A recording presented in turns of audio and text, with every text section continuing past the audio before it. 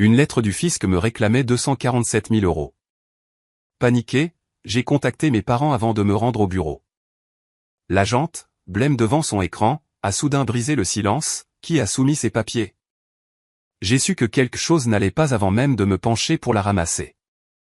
L'enveloppe était trop rigide, trop officielle, trop propre sur le paillasson sale devant la porte de mon appartement, comme si elle avait été placée là exprès. Parfaitement alignée avec le bord, impossible à manquer. Sur le devant, en lettres capitales, il était écrit « Service des impôts ». Pendant une seconde, mon corps n'a eu aucune réaction. Pas de hoquet de surprise, pas de mouvement, juste un déclic interne et silencieux. Le genre de déclic qui se produit lorsque votre cerveau décide que vous allez soit paniquer, soit gérer la situation. Je l'ai ramassé et l'ai emporté à l'intérieur comme si c'était un câble à haute tension. Le couloir sentait vaguement le dîner à l'ail de quelqu'un. La télévision de mon voisin était allumée, des rires enregistrés s'échappant à travers les murs. La vie normale se déroulait autour d'une enveloppe qui, soudainement, rendait la mienne instable.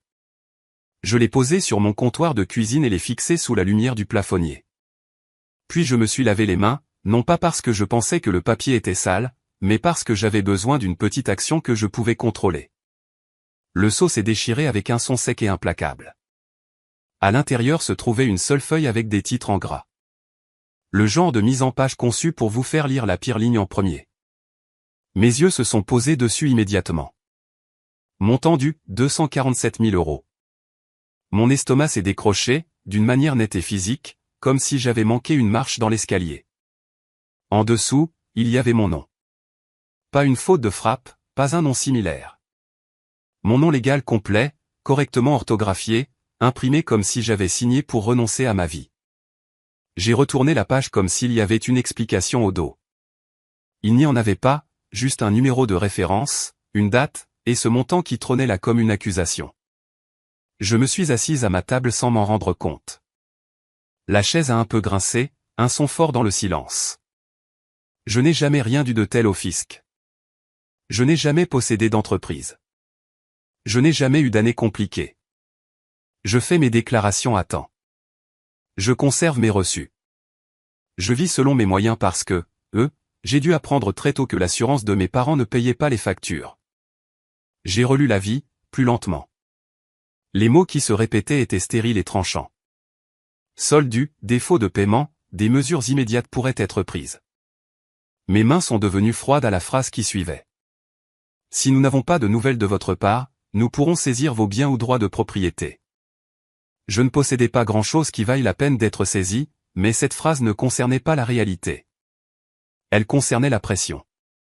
Et la pression était la langue maternelle de mes parents. J'ai pris une photo de la vie, puis une autre, plus proche, du numéro de référence et de la date, puis une troisième avec la page entière dans le cadre. Je ne me faisais pas confiance pour me souvenir des détails une fois que mon cœur commencerait à essayer de distancer mon cerveau. Puis j'ai appelé les seules personnes qui profiteraient de ma terreur. Ma mère a décroché à la deuxième sonnerie, la voix enjouée et chaleureuse de cette manière travaillée qu'elle utilisait quand elle voulait paraître inoffensive. « Salut, ma chérie », a-t-elle dit. « Tout va bien ?» Je n'ai pas répondu à sa question. Je suis allé droit au fait. Un avis des impôts était sur mon paillasson, ai-je dit. Il dit que je dois 247 000 €. Il y a mon nom dessus. Silence. Puis la performance s'est mise en place si vite que c'en était presque impressionnant. Oh mon Dieu! Ma mère a eu un hoquet de surprise. Quoi? C'est insensé. Est-ce que ça va? Sa voix avait le bon tremblement, le bon souffle court, la bonne dose d'alarme maternelle. Mais cela ne correspondait pas à ce que je ressentais au fond de moi, parce que ma mère n'a pas ce genre de hoquet quand elle est surprise. Elle a ce genre de hoquet quand elle a besoin d'un public. La voix de mon père est arrivée sur la ligne une seconde plus tard, calme, contrôlée, comme s'il avait attendu. « Ne panique pas », a-t-il dit. Ça pourrait être une usurpation d'identité. J'ai fixé le papier sur ma table. Usurpation d'identité. Les mots sonnaient presque généreux venant de lui, comme s'il m'offrait un moyen de croire que ce n'était pas eux.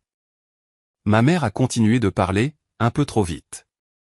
Nous ne ferions jamais ça. Camille, écoute. Tu dois appeler quelqu'un, a-t-elle dit. Tu dois le signaler. C'est sérieux. Mon père est intervenu en douceur.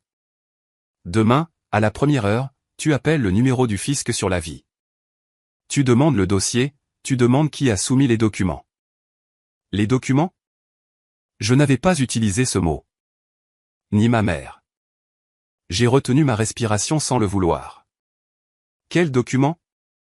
Ai-je demandé. Une minuscule pause, une demi-seconde de trop. Mon père s'est repris instantanément. Ces choses n'arrivent pas de nulle part, Camille Dubois, a-t-il dit. Il y a toujours des documents, une déclaration, un formulaire. Les usurpateurs d'identité soumettent des formulaires. Ma mère est revenue à la charge, la voix plus douce maintenant, essayant de me prendre dans ses bras à travers le téléphone. Viens à la maison ce soir, a-t-elle dit. Ne reste pas seul. On trouvera une solution en famille. La voilà. L'invitation qui n'était pas pour le réconfort. C'était pour le contrôle. C'était pour m'attirer dans leur maison, hors de mon terrain, entouré de leurs murs et de leurs règles. Je ne viens pas, ai-je dit. Le ton de mon père est resté calme, mais j'ai entendu la tension sous-jacente. Très bien, a-t-il dit. Alors fais ce que j'ai dit.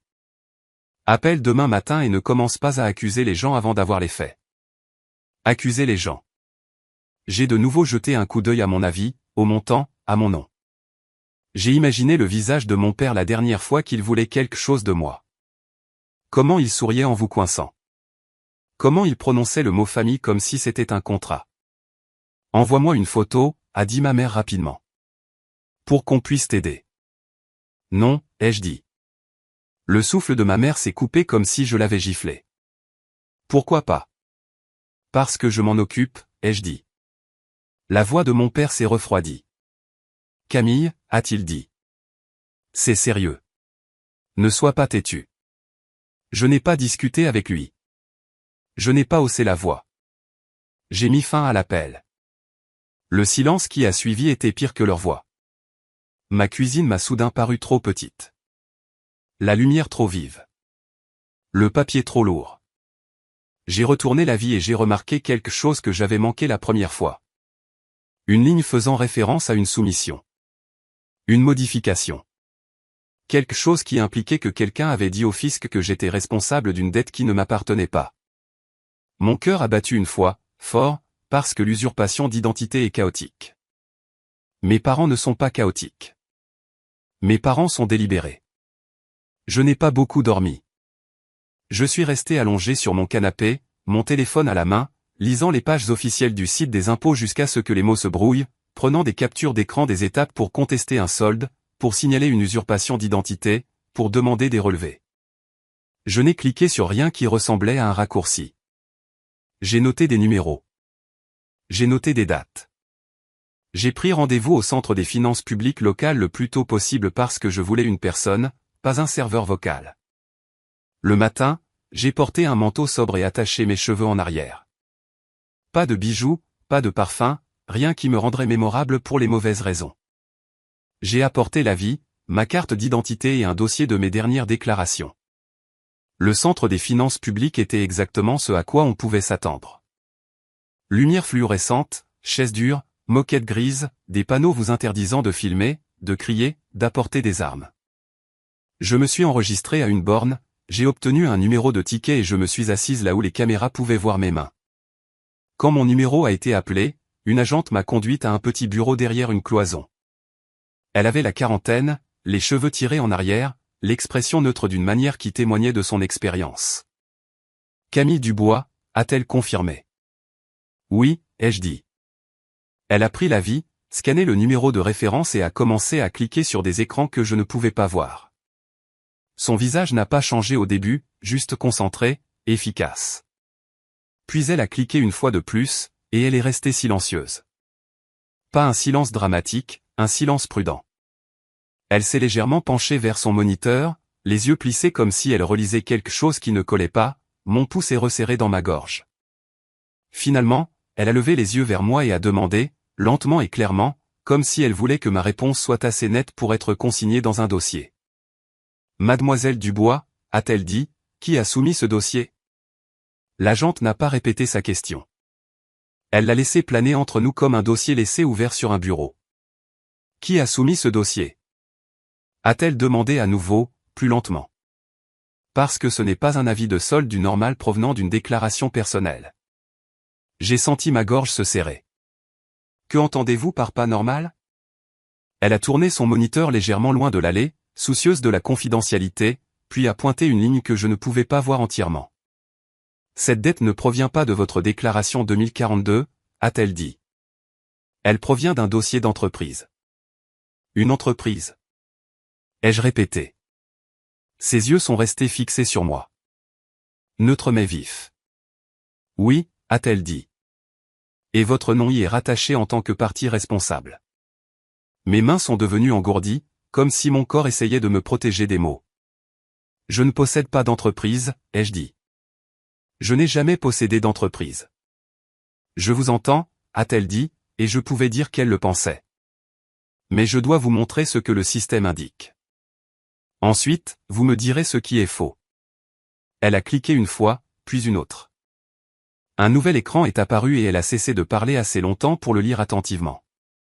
J'ai observé son visage, attendant un signe humain, de la sympathie, du jugement, n'importe quoi. Elle ne m'a rien donné de tout cela. Elle m'a donné de la procédure. D'accord. Elle a dit, ceci est lié à un compte employeur. Les notes du dossier indiquent une affaire de cotisation sociale. Des retenues à la source. Mon estomac s'est noué dans une lente et nauséabonde torsion. Cotisation sociale. J'en savais assez pour savoir que ce mot ne tombait pas sur des innocents par accident. Il tombait sur des personnes que le fisc croyait avoir le contrôle. Pourquoi mon nom est-il sur un dossier de cotisation sociale, ai-je demandé. Elle a levé les yeux. Parce que les documents au dossier affirment que vous aviez l'autorité, a-t-elle dit. Ils affirment que vous étiez une dirigeante ou une décisionnaire, quelqu'un qui pouvait ordonner les paiements. Je l'ai dévisagé. Ce n'est pas vrai. Je ne vous demande pas de discuter avec moi, a-t-elle dit. Je vous demande de m'aider à corriger le dossier. Puis elle a tendu la main vers un tiroir et en a sorti un formulaire vierge. Pas de manière dramatique, ni menaçante. Juste une simple feuille avec des cases à cocher et des lignes. C'est une déclaration sur l'honneur d'usurpation d'identité, a-t-elle dit. Nous en aurons peut-être besoin, mais avant d'en arriver là, je veux répondre à la question avec laquelle vous êtes venu. Elle a de nouveau baissé les yeux sur son écran. Ce dossier contient une soumission, a-t-elle dit. Un ensemble de documents? Il comprend une déclaration et des pièces justificatives. C'est cette soumission qui vous a rattaché? Mon pouls a commencé à marteler dans mes oreilles. Quel document, ai-je demandé. Elle a tapoté son clavier, puis a dit. Je vais imprimer le résumé de la soumission. Il ne montrera pas de données sensibles de tiers au-delà de ce qui vous concerne. Une imprimante derrière la cloison s'est mise en marche.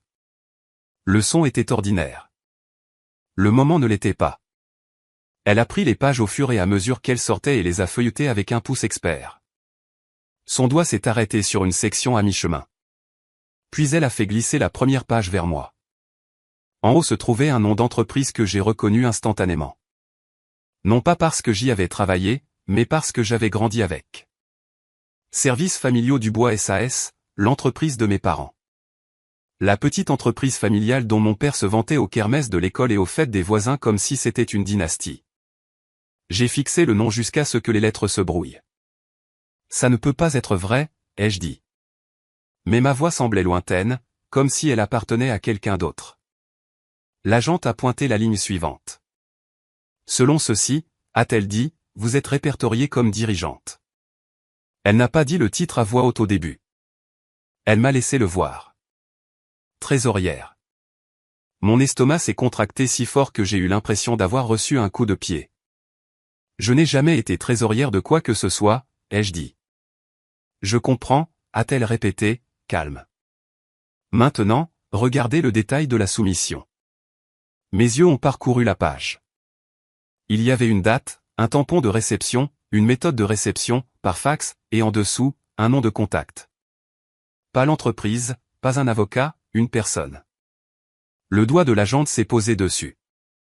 Je l'ai suivi. Soumis par Daniel Dubois, mon père. Pendant un instant, mon cerveau a refusé d'accepter ce que mes yeux avaient déjà lu. J'ai entendu sa voix de la veille, calme et prudente. Ne panique pas. Ça pourrait être une usurpation d'identité. Et j'ai réalisé ce qu'était vraiment cette phrase. Une répétition. Ma bouche est devenue sèche. C'est lui qui l'a soumis. L'expression de l'agente n'a pas changé, mais sa voix s'est adoucie d'une fraction. C'est ce que le dossier indique, a-t-elle dit. La soumission inclut une déclaration signée affirmant que vous aviez l'autorité et la responsabilité des décisions relatives au salaire. J'ai levé les yeux vers elle. Quelle déclaration signée? Elle a tourné à la page suivante et l'a fait glisser vers moi. Je n'ai pas vu le texte complet au début. J'ai vu le bas, une ligne de signature, un nom imprimé en dessous, Camille Dubois, et au-dessus, une signature qui ressemblait à la mienne si l'on y jetait un coup d'œil rapide sans se soucier de la précision. Mes mains ont commencé à trembler, de manière légère et incontrôlable. J'ai jamais signé ça, ai-je murmuré. Je vous crois, a dit l'agente, et c'était la première phrase humaine qu'elle m'avait adressée. Elle a pointé une autre section sur la même page. Ce dossier comprend également un formulaire de procuration, a-t-elle dit. Une autorisation de représentation. Ma poitrine s'est serrée. Pour qui? Elle a tourné une page et m'a montré l'en-tête. C'était un formulaire qui signifiait que quelqu'un pouvait parler au fisc en mon nom. Sur la ligne du représentant se trouvait un nom que je reconnaissais pour l'avoir vu sur le courrier familial et les enveloppes de vœux. L'expert comptable de mon père. Et dans le champ contact, il y avait un numéro de téléphone que je connaissais par cœur. Celui de mon père. J'ai fixé cela, sentant quelque chose de froid et de net se mettre en place.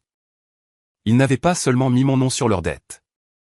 Ils avaient essayé de faire en sorte que le fisc me traite comme un bouclier. L'agente m'a observé un instant, puis a demandé avec précaution. Mademoiselle Dubois, voulez-vous contester formellement cela comme une usurpation d'identité et un faux? Oui, ai-je dit immédiatement. Et je veux une copie de tout ce qu'ils ont soumis. Elle a hoché la tête. Nous pouvons demander les relevés et les archives des soumissions, a-t-elle dit. Certains éléments nécessitent une procédure formelle de consultation des archives, mais nous pouvons commencer les étapes de protection dès aujourd'hui. Elle a ouvert un nouvel écran, cliqué, et ses yeux se sont légèrement plissés. Puis elle a dit, une dernière chose. Mon estomac s'est de nouveau noué. Quoi? Elle a pointé une ligne sur son moniteur. Cette soumission, a-t-elle dit, a été reçue il y a moins de 2 semaines, et elle comprenait une mise à jour d'adresse. J'ai senti ma gorge se serrer. Quelle adresse? Elle l'a lu à voix haute, lentement et précisément. C'était l'adresse de mes parents. La même maison où ma mère m'avait invité la veille pour qu'on trouve une solution en famille. L'agente a levé les yeux vers moi. Et le système montre que la demande de changement d'adresse a été soumise dans le même dossier, a-t-elle dit, avec la fausse déclaration. Puis elle a fait une pause, comme si elle choisissait soigneusement ses prochains mots. Mademoiselle Dubois, a-t-elle dit.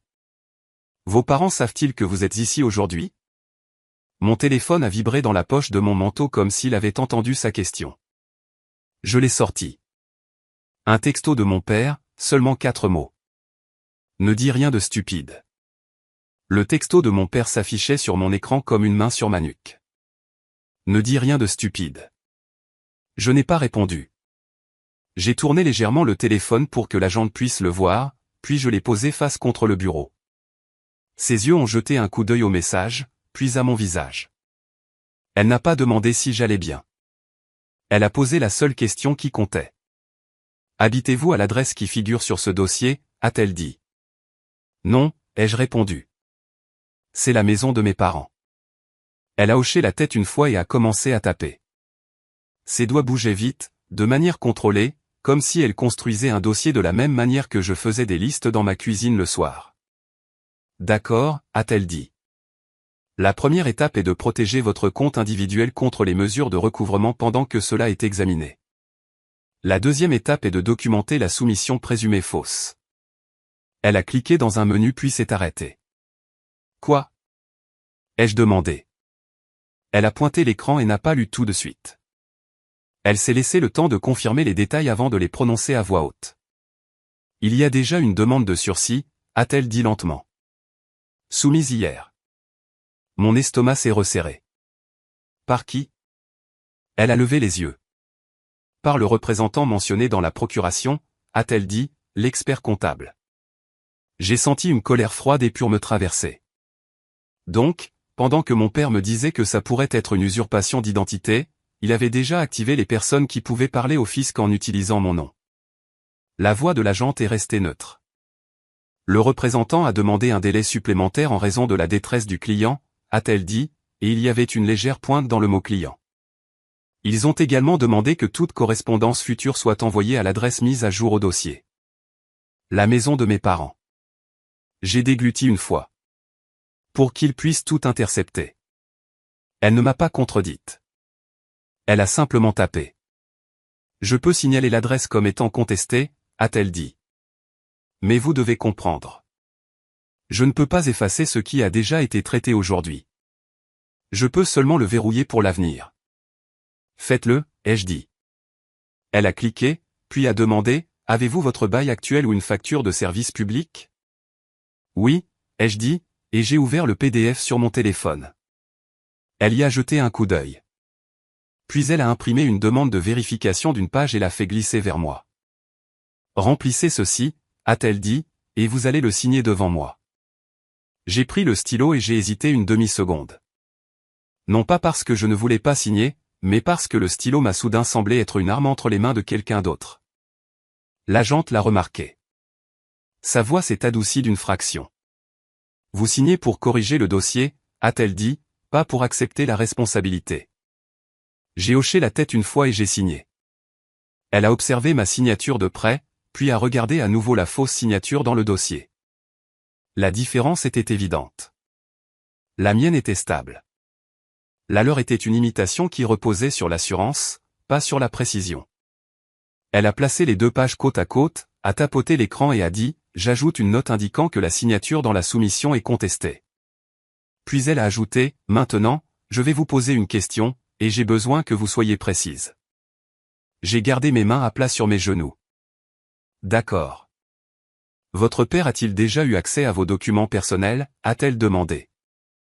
Acte de naissance, numéro de sécurité sociale, ancienne déclaration de revenus. Je ne voulais pas l'admettre, mais la vérité vivait déjà dans le dossier. Oui, ai-je dit. Il gardait tout quand j'étais plus jeune. Il disait toujours que c'était plus sûr s'il s'en occupait. L'agente a hoché la tête comme si elle avait entendu cette phrase exacte de la part d'une centaine d'adultes différents dont les parents les traitaient encore comme des biens. Elle a cliqué à nouveau et un nouvel écran s'est ouvert. Voici ce que je peux faire aujourd'hui, a-t-elle dit. Je peux lancer les étapes de protection contre l'usurpation d'identité et documenter l'attachement présumé faux de la partie responsable. Je peux également demander l'imagerie interne de la soumission. L'imagerie? Ai-je demandé. Le dossier faxé lui-même? A-t-elle dit. Parfois, l'entête montre d'où il vient. Mon pouce est accéléré. Pouvez-vous récupérer ça? Elle n'a pas promis. Elle a juste essayé. Son curseur s'est déplacé. Clic. Clic. Une pause. Puis l'imprimante derrière la cloison a recommencé à bourdonner. L'agente s'est levée, s'est approchée et a pris les pages au fur et à mesure qu'elles sortaient. Elle ne me les a pas tendues immédiatement. Elle les a lues d'abord. J'ai observé son visage alors qu'elle scannait le bord supérieur de la première page, là où les télécopieurs laissent leurs empreintes. Puis elle a fait un petit bruit, à peine audible, comme une respiration qui n'était pas censée être entendue. Quoi, ai-je demandé. Elle a tourné la page vers moi. En haut, en gris délavé, se trouvait une ligne d'entête de fax de services familiaux Dubois, rappel Daniel Dubois, fax suivi d'un numéro que je reconnaissais, non pas de mémoire, mais du coin de chaque enveloppe que l'expert comptable de mes parents avait jamais envoyé. L'agente a tapoté l'entête avec son doigt. C'est précieux, a-t-elle dit doucement, parce que cela lie la soumission à un appareil source et à un numéro de rappel. Ma gorge est devenue sèche. Donc, ce n'était pas un étranger. Non, a-t-elle dit. Cela ressemble à une soumission coordonnée. Elle a tourné à la page suivante et a pointé un autre détail. Une page de garde. L'écriture de mon père dans la section des notes. Pas sa signature, son écriture. Urgent. Ajoutez dirigeant responsable. Veuillez traiter. Mon estomac s'est retourné. Parce qu'on peut discuter des signatures. On peut discuter des malentendus. On ne peut pas discuter du fait que votre père écrive urgent de sa propre main en vous rattachant à un dossier de cotisation sociale. J'ai pris une photo de l'entête de fax et de la page de garde, en faisant attention à garder l'éclairage uniforme pour que la ligne d'entête grise soit lisible. L'agente m'a regardé faire et ne m'a pas arrêté. Au lieu de cela, elle a dit, « Je vais faire venir ma superviseure. » Cela nécessite une escalade. Elle s'est levée et s'est dirigée vers une porte arrière marquée personnel autorisé uniquement. Je suis resté assise, les mains en vue, les yeux sur mon téléphone. Une minute plus tard, le nom de mon père s'est allumé sur l'écran. Il appelait. Je n'ai pas répondu. Le téléphone a cessé de sonner. Puis il a sonné à nouveau. Puis une troisième fois immédiatement, comme s'il ne pouvait pas tolérer d'être ignoré alors qu'il m'avait déjà positionné comme son bouclier. L'agente est revenue avec une autre femme, plus âgée, plus vive, le genre de personne dont le calme semble plus lourd que la colère. « C'est ma superviseure », a dit l'agente. « Elle va vous poser quelques questions. » La superviseure ne s'est pas assise tout de suite. Elle s'est tenue au coin du bureau et a regardé le dossier falsifié comme s'il l'offensait professionnellement. « Mademoiselle Dubois », a-t-elle dit, « nous allons noter cela comme une suspicion d'utilisation abusive d'identité et le transmettre pour un examen plus approfondi. Vous devrez faire le suivi avec notre unité de lutte contre l'usurpation d'identité et éventuellement les forces de l'ordre, en fonction de ce qu'ils détermineront. » Je le ferai, ai-je dit, mais j'ai besoin de savoir quelque chose. Elle a levé les yeux. Allez-y. Ont-ils déjà fait ça? Ai-je demandé. Ont-ils rattaché mon nom à autre chose? La superviseure n'a pas répondu immédiatement. Elle s'est légèrement penchée vers l'écran et a cliqué sur un onglet d'historique. L'agente à côté d'elle est restée immobile en lisant. Puis la superviseure a dit, « Il y a eu des changements d'adresse antérieurs sur votre compte. » Elle a dit plus d'un, et le calendrier suggère que quelqu'un a géré votre correspondance. Ma poitrine s'est resserrée. Géré? Ai-je répété. Le ton de la superviseure est resté clinique. Rediriger, mis à jour, demander des copies. Ce n'est pas une preuve définitive de vol en soi, a-t-elle dit, mais combiné à cette soumission, c'est cohérent. Le téléphone de mon père a de nouveau sonné. Je n'ai pas répondu. La superviseure a regardé l'écran s'allumer avec son nom, puis m'a regardé. « Sait-il que vous êtes ici ?» a-t-elle demandé. Avant que je puisse répondre, la tablette de l'agente a émis un bip léger. Elle y a jeté un coup d'œil, puis à la superviseure. Puis elle m'a regardé, et l'expression prudente est revenue. « Mademoiselle Dubois », a-t-elle dit à voix basse. La sécurité vient de nous envoyer un message. Mon pouce est accéléré. À propos de quoi? Elle n'a pas parlé tout de suite. Elle a incliné sa tablette pour que je puisse voir la courte ligne sur l'écran. Accueil. Un homme demande mademoiselle Camille Dubois par son nom. Il dit qu'il est son expert comptable. Mon estomac est devenu complètement froid parce que l'expert comptable n'était pas censé être là. Et le seul moyen pour lui de savoir que j'étais dans ce bureau, à ce bureau, aujourd'hui, était si quelqu'un le lui avait dit, ou si la soumission avait été conçue pour déclencher exactement ce moment. L'agente a croisé mon regard. « Voulez-vous que la sécurité l'empêche d'entrer ?» a-t-elle demandé. « Ou voulez-vous entendre ce qu'il a à dire pour le dossier ?» Je n'ai pas eu à réfléchir longtemps. S'il est là, c'est que quelqu'un l'a envoyé. J'ai dit, je veux que ce soit consigné dans le dossier. Les yeux de la superviseure ne se sont pas adoucis, mais ils sont devenus plus vifs. D'accord, a-t-elle dit. On fait ça de manière contrôlée. Pas de surprise. Elle a fait un signe de tête à l'agente. L'agente s'est levée, s'est dirigée vers la porte arrière et a parlé à quelqu'un que je ne pouvais pas voir. Une minute plus tard, un agent de sécurité est apparu au bord de la cloison et a dit, « Nous l'avons à l'accueil. » Il insiste sur le fait qu'il a l'autorisation de parler au nom de mademoiselle Dubois. La superviseure n'a même pas levé les yeux du dossier.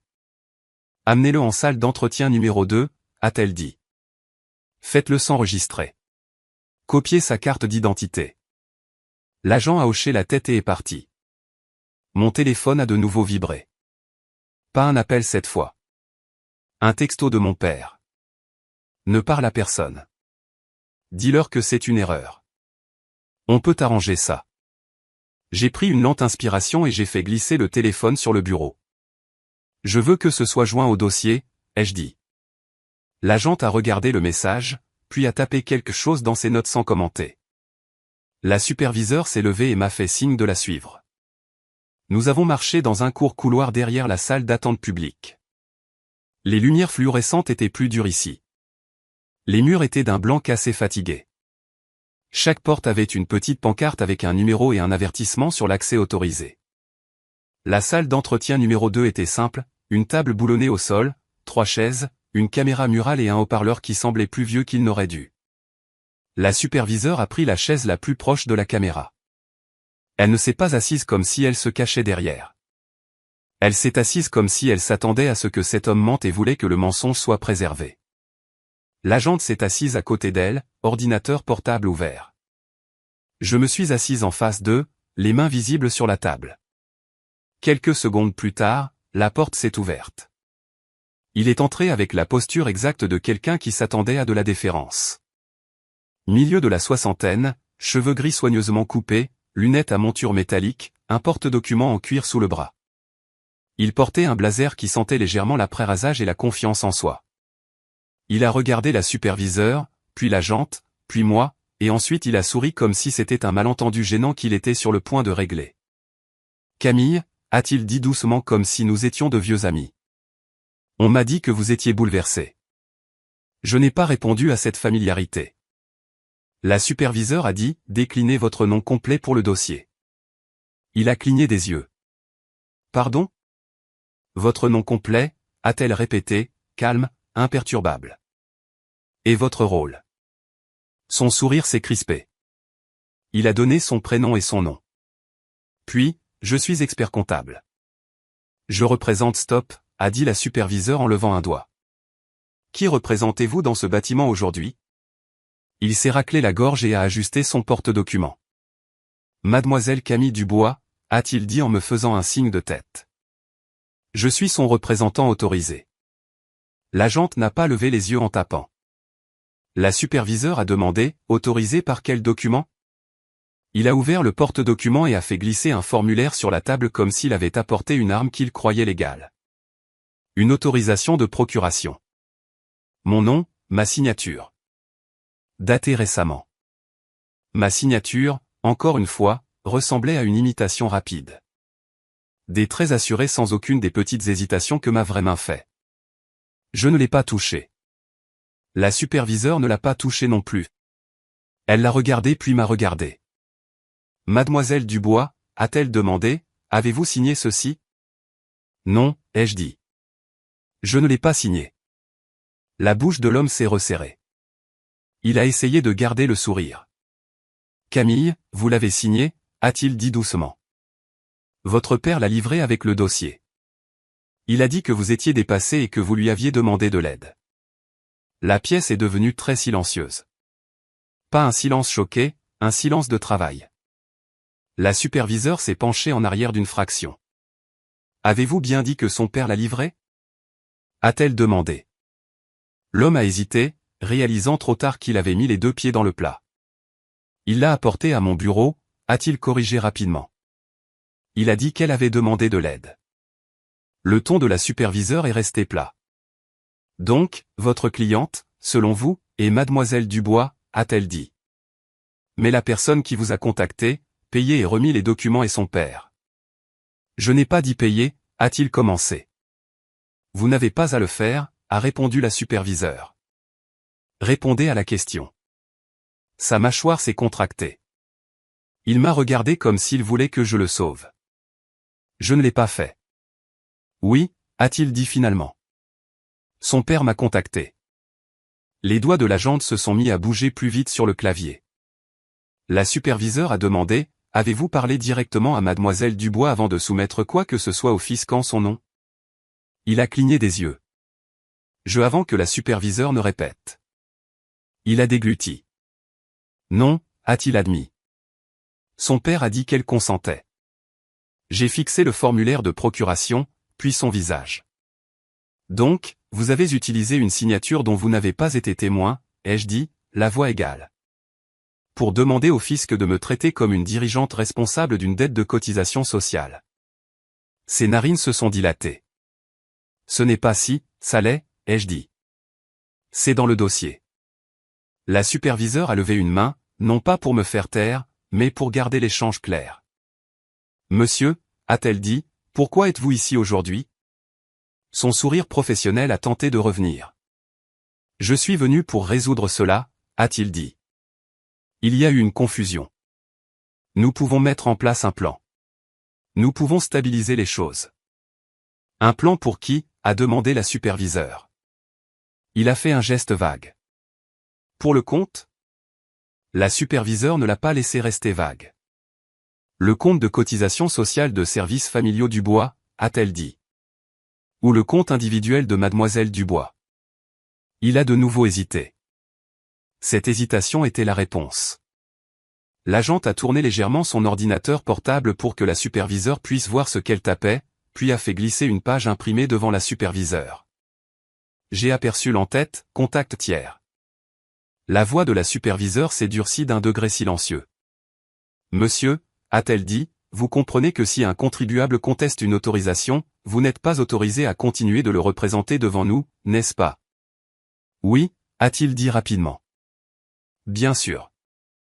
Alors vous êtes ici, a-t-elle continué.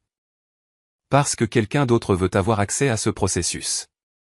Ses joues ont rougi. Je suis ici parce que la situation est urgente, a-t-il dit.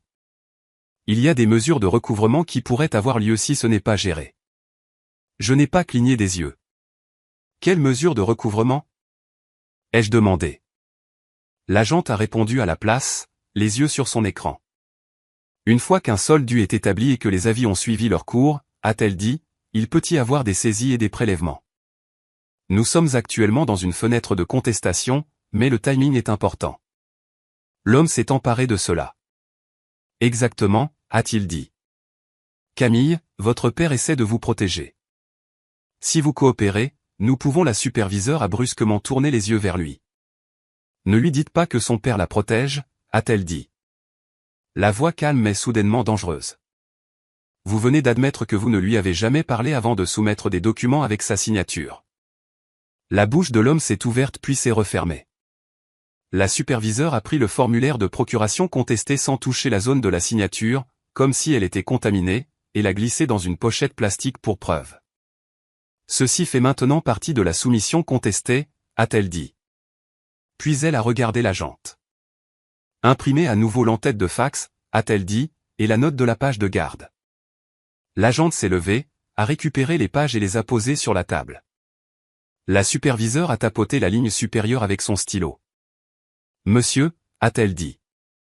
Cette entête de fax montre services familiaux Dubois et un numéro de rappel lié à cette soumission. Reconnaissez-vous ce numéro? Il y a jeté un coup d'œil, et la couleur de son visage a changé. Oui, a-t-il dit doucement. C'est la ligne professionnelle.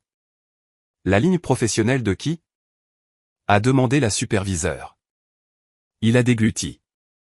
Daniel Dubois. La superviseure a hoché la tête une fois comme si elle venait de verrouiller une porte. Puis elle a posé la question qui l'a fait tressaillir.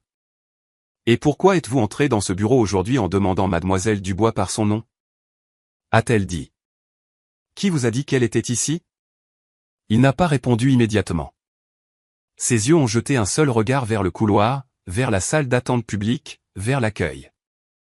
La superviseure a observé ce regard fugace. Est-ce que monsieur Dubois vous a contacté ce matin? A-t-elle demandé. Les épaules de l'homme se sont affaissées d'une fraction.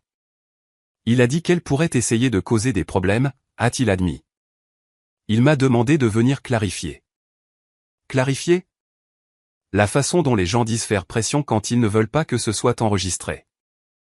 La voix de la superviseure est restée calme. Voici ce qui va se passer, a-t-elle dit. Votre autorisation est contestée. Vous ne parlez pas au nom de mademoiselle Dubois. Vous ne demandez pas de sursis en son nom. Vous ne recevez pas d'informations sur son dossier d'usurpation d'identité. Si vous contactez à nouveau ce bureau en prétendant la représenter sans consentement vérifié, nous le documenterons. Le visage de l'homme s'est crispé avec une sorte de confusion offensée. J'essaie d'aider, a-t-il insisté. Vous essayez de servir la personne qui vous a engagé, a corrigé la superviseure. Et cette personne n'est pas la contribuable que vous prétendiez représenter. Elle a regardé la caméra de sécurité sur le mur un instant, puis est revenue à lui. La sécurité va vous raccompagner à la sortie, a-t-elle dit. La porte s'est ouverte presque immédiatement comme si la sécurité avait attendu cette phrase. L'homme s'est levé, a rassemblé son porte-documents et m'a regardé une dernière fois avec une expression tendue et suppliante. Camille, a-t-il dit, s'il vous plaît. Il y a un moyen de rendre cela indolore. Je n'ai pas haussé la voix. Je ne l'ai pas insulté. J'ai juste dit, pas pour eux. La sécurité l'a guidé dehors. Quand la porte s'est refermée, la pièce semblait plus propre. Puis le téléphone de l'agente a vibré. Elle y a jeté un coup d'œil et son visage s'est tendu. Quoi, ai-je demandé. L'agente a regardé la superviseure. Puis elle m'a regardé. Encore l'accueil, a-t-elle dit doucement. Quelqu'un d'autre vous demande par votre nom. Mon estomac s'est noué. Qui? Ai-je demandé. L'agente a dégluti une fois. Elle a lu le message sur son écran. Votre père, a-t-elle dit. Et il dit qu'il a des documents qu'il doit corriger aujourd'hui. Je n'ai pas ressenti de peur quand elle l'a dit. J'ai ressenti une sorte de clarté froide, parce que mon père ne venait pas pour arranger les choses quand il avait fait une erreur. Il venait quand son plan était en train d'être exposé. La superviseure s'est levée immédiatement. Non, a-t-elle dit. Il ne revient pas ici. Pas aujourd'hui. Elle est sortie dans le couloir et a parlé à l'agent de sécurité d'une voix basse que je ne pouvais pas entendre. L'agent a hoché la tête une fois et s'est éloigné, marchant déjà d'un pas décidé. L'agente est restée dans la pièce avec moi et a fermé son ordinateur portable à moitié, comme pour signaler que nous n'étions plus accessibles. Vous n'êtes pas obligé de le voir, a-t-elle dit doucement. Je ne vais pas le voir, ai-je répondu. Mais je veux que tout ce qu'il a apporté soit documenté. La superviseure est revenue une minute plus tard. Son expression était contrôlée mais vive autour des yeux. Il est à l'accueil, a-t-elle dit. Il hausse la voix. Il prétend que vous êtes sa dépendante. Il prétend qu'il est votre représentant. J'ai laissé échapper une lente expiration par le nez. Il va dire que je suis instable, ai-je dit. Ou que je suis confuse, ou que je suis manipulée. La superviseure a hoché la tête une fois, comme si elle avait déjà entendu ces scénarios. Nous ne sommes pas intéressés par son histoire, a-t-elle dit. Nous sommes intéressés par le dossier de soumission. Elle a regardé l'agente. Ouvrez la fenêtre des notes de cas, a-t-elle dit. L'agente s'est exécutée. La superviseure m'a regardé. Je vais vous poser une question, a-t-elle dit. Et j'ai besoin de votre réponse pour le dossier. D'accord, ai-je dit. Autorisez-vous votre père, Daniel Dubois, à recevoir des informations sur vos comptes fiscaux ou à parler en votre nom aujourd'hui, a-t-elle demandé. Non, ai-je dit. Autorisez-vous un représentant autre que vous-même à ce stade, a-t-elle demandé. Non, ai-je répété. La superviseure a hoché la tête et a dit, bien. Puis elle est retournée dans le couloir. Je n'ai pas vu ce qui s'est passé à l'accueil. Je n'en ai pas eu besoin. Je l'ai entendu. La voix de mon père a porté dans le couloir, contrôlée au début, puis plus forte quand il n'a pas obtenu la réponse qu'il attendait. Je suis son père, a-t-il dit. C'est une erreur. Elle ne comprend pas ce qu'elle fait. Puis la voix d'une femme. Ferme. Monsieur, vous devez baisser la voix. Mon père n'a rien baissé. Vous allez la ruiner, a-t-il lancé. Elle perdra tout si vous ne me laissez pas arranger ça. J'essaie de la protéger. Protéger? Le même mot qu'il utilisait quand il voulait que le contrôle sonne comme de l'amour. Je suis resté assise dans la salle d'entretien, les mains jointes, l'écoutant essayer d'utiliser le volume comme il utilisait l'argent, comme si c'était une preuve d'autorité. Puis la voix de la superviseure a percé, calme, clinique. Monsieur Dubois, a-t-elle dit, vous n'êtes pas la contribuable. Vous n'êtes pas autorisé. Vous ne faites pas partie de cette réunion. Mon père a ri une fois, un rire bref et laid. C'est ridicule, a-t-il dit. Elle habite à mon adresse. La superviseure n'a pas discuté. Cette adresse a été modifiée via une soumission contestée. Elle a dit, nous l'avons documenté. Le couloir est devenu silencieux un instant. Puis la voix de mon père s'est aiguisée. Très bien, a-t-il dit. Alors je veux la déclarer comme victime. Elle est ciblée. Quelqu'un a volé son identité. J'essaie d'aider. La superviseure a répondu, vous êtes libre de déposer votre propre plainte pour vous-même. Vous ne déposez pas pour elle. Le ton de mon père a baissé maintenant, mais il portait toujours. Vous ne savez pas quel genre de personne elle est, a-t-il dit. Elle est vindicative. Elle fera n'importe quoi pour blesser sa famille. J'ai fixé le mur blanc en face de moi et j'ai réalisé quelque chose d'étrange. Il se décrivait lui-même. La radio d'un agent de sécurité a grésillé, des bruits de pas, une porte qui s'ouvre. La superviseure est revenue dans la salle d'entretien et a fermé la porte derrière elle. On lui a demandé de partir, a-t-elle dit. S'il refuse, la police locale sera contactée. Ma gorge s'est légèrement serrée. Il partira, ai-je dit. Il ne voudra pas de ce dossier-là. La superviseure n'a pas souri. Il a déjà créé un dossier, a-t-elle dit. Nous ne faisons qu'y ajouter des éléments. Elle a sorti un nouveau formulaire de son dossier et l'a fait glisser vers moi. Voici votre dossier de déclaration d'usurpation d'identité, a-t-elle dit. Nous lançons des mesures de protection sur votre compte individuel. Nous signalons également l'évaluation de la partie responsable comme étant contestée. Cela réduit le risque de mesures de recouvrement pendant que le dossier est examiné. J'ai regardé le formulaire, puis elle. Et la dette de l'entreprise? Ai-je demandé. Son expression est restée neutre. La dette de l'entreprise reste avec l'entreprise, a-t-elle dit, à moins qu'il ne puisse prouver que vous étiez responsable. Pour l'instant, le dossier est la seule chose qui tente de le faire, et il est contesté. L'agente a ajouté, nous envoyons également cela à notre service des fraudes. Cela ne signifie pas des poursuites automatiques, mais cela signifie que ce sera examiné.